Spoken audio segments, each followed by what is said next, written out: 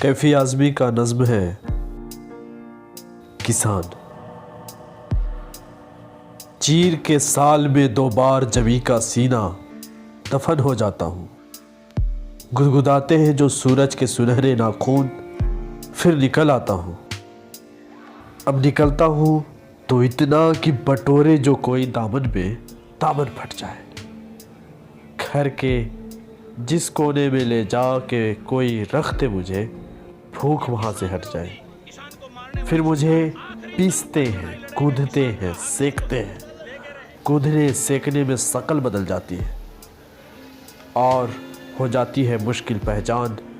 फिर भी रहता हूँ किसान, वही खस्ता बदहाल, कर्ज के पंजाए खूनी में निढाल। इस तरांती के तुफैल, कुछ है माजी में गनीमत मेरा हाल से होगा हज़ी इस्तकबाल। उठते सूरज का जरा देखो तो हो गया सारा उफ़क़ लालो लाल। चीर के साल में 2 बार जमी का सीना दफन हो जाता हूँ। गुदगुदाते हैं सूरज के सुनहरे नाखून, फिर निकल आता हूँ। ज़रूर आई होंगी क्योंकि जितना वहाँ पे